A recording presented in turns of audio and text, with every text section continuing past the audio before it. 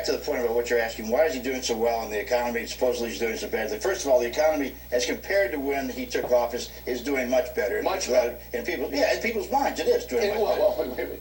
Is it doing much better, or is it in people's minds? I think, look, isn't perception of what it's all about? Isn't that what politics is all about? Reality is what it's all about. No. Perception is all about American politics and how people feel. The second thing is he was a winner.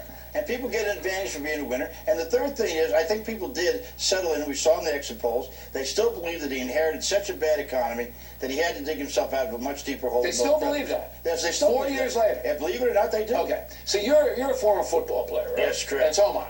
Okay. So say Beckel and O'Reilly get hired to take over the Carolina Panthers, all right? And they're pretty bad shape, okay? They got a good quarterback, but everything else right. 4 years later, we're worse than we were when we took over. We had 4 years, Beckel and O'Reilly as co-head coaches, all right? We blame the previous coach? Sure. Oh, yeah, okay. We want to sure. We want to keep our jobs. Who gets away with that? We want to keep our jobs. But nobody gets away with it. They did bad.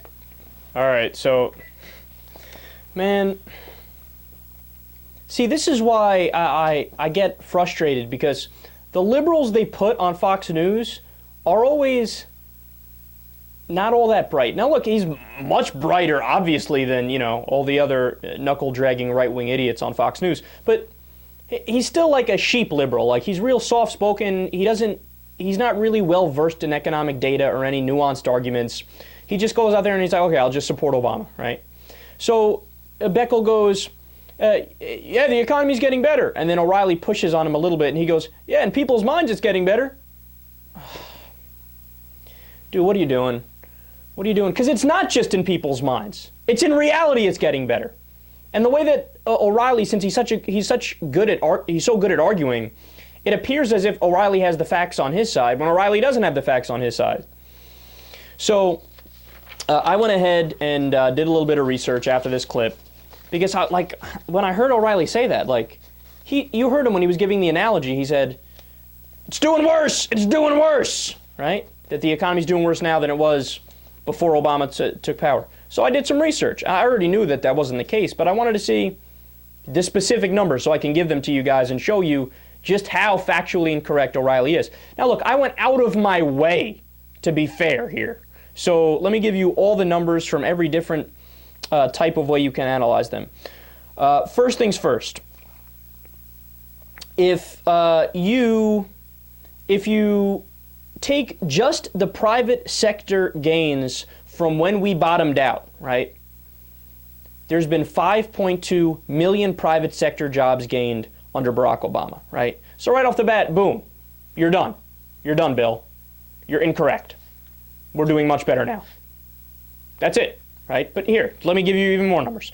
So the private sector gains, if you say it's Obama's economy from the second he got sworn in, so before he even gets to implement any of his policies, before he gets anything done, from the second he gets sworn in, if you say that's his economy right there, right? There's been a total of 967,000 private sector jobs created. If you take the total net job gain from both private sector, the gains there, and the cuts in public sector, because he shrunk government, another thing that the right wing's dead wrong on. They have no idea Obama actually cut government jobs. He didn't add them, right? So even the lowest number you can possibly get, being as unfair to Obama as possible, the total net job gain from day one in office, before he even got any of his policies in place, still facing the problems of the deregulation of the Bush economy, which Bush tanked the economy with his policies. There's been a net job creation of 325,000 jobs. So by no measure whatsoever, are we worse off now than we were back when Obama took power. Now look, you could say, hey, wait a second, Kyle, we should be in a much better place. There should have been more private sector and public sector jobs created. And look, I agree with you, right? But that's a different conversation.